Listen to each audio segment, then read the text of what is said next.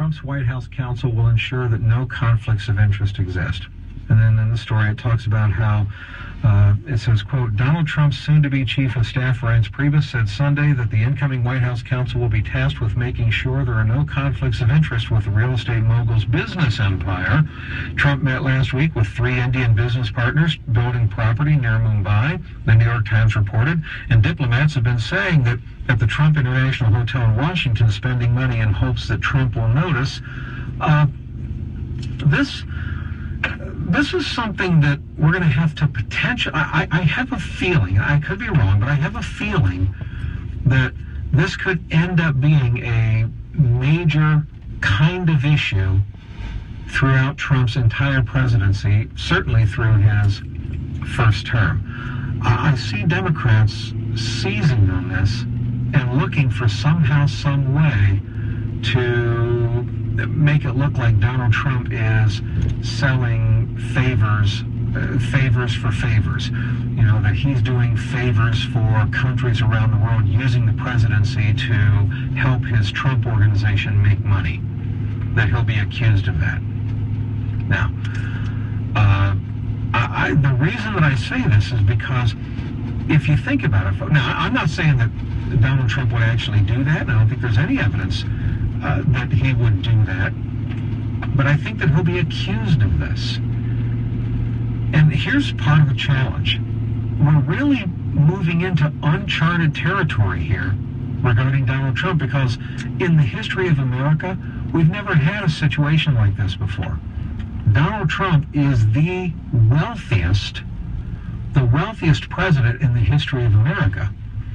But I mean, yeah, you can go way back to times of like George Washington. Okay, George Washington was considered pretty wealthy and whatever, but he has Monticello property and such. But here you're talking about, in modern day, a multi-billionaire with hotels and resorts and holdings and businesses and offices all over the world.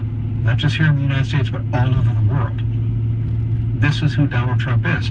And so now, to have somebody that's that successful and connected in the business world around the world, to now have them as president of the United States, there's a fundamental question here. What does he do? What is a realistic expectation on him?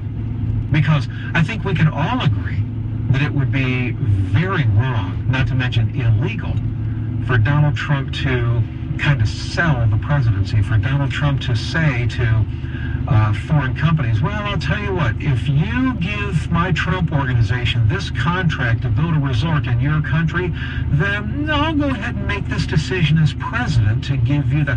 No, that would be illegal. Can't do stuff like that. By the way, that's the kind of stuff that Hillary Clinton was doing with her Clinton Foundation, but setting that aside, you can't do things like that. You can't even have the appearance of stuff like that. Which then begs the question, how do you eliminate any appearance of that? That's part of the challenge that Trump is going to have, because, let's face it, he's resigning from Trump Organization. So he's resigning as chairman, and he's letting his kids run the business. Presumably, when he's done in 4 years or 8 years, he's going to go back. They're going to reinstall him as the chairman of the organization. I mean, you would assume that, right? But in the meantime, his kids are going to be running it. Well, what do you do when he's president, 2 years from now or whatever we'll say, and his kids are running Trump Organization, and they're making deals with countries all around the world? They're making all kinds of deals with countries around the world. Not to mention the fact they're making deals with governors in individual states. And Trump will say, well, look, it's not my business anymore. My kids are running it. I don't work for the company anymore. I resigned. I'm not employed by the company. I'm not taking any money from the company. I'm not even taking $1 from that. But here's what people are going to say, and it's going to be fair to a certain extent.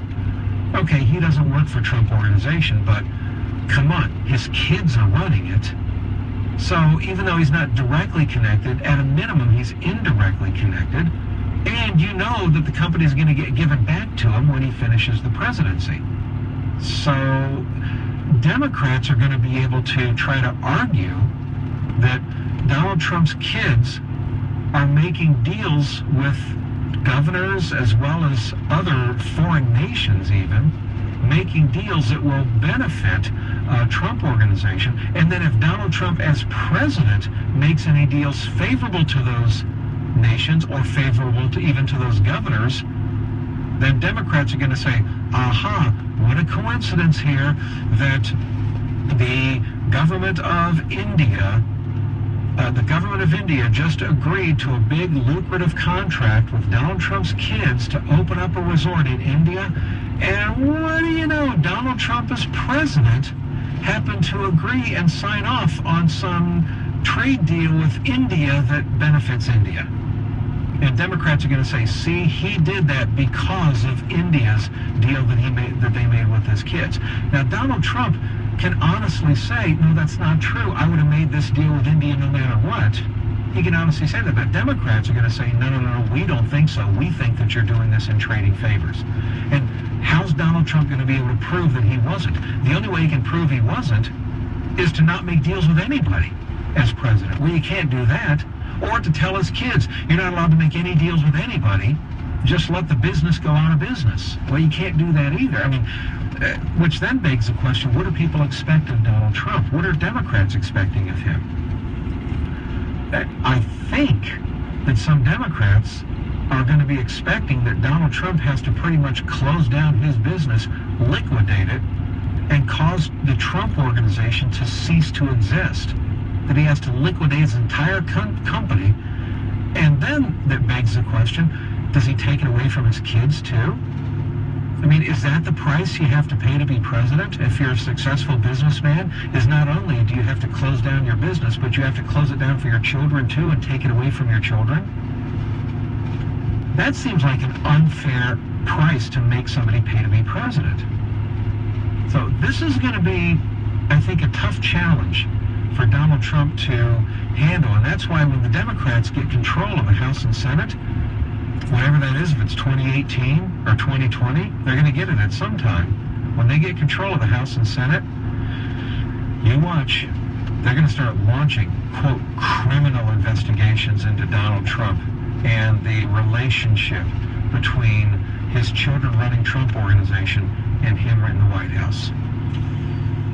So he's got to have his hands full in this particular area, folks. I think he can do this honestly, and he's going to be accused of being dishonest by liberal Democrats. So I don't know how he's going to get around that. We'll have to see.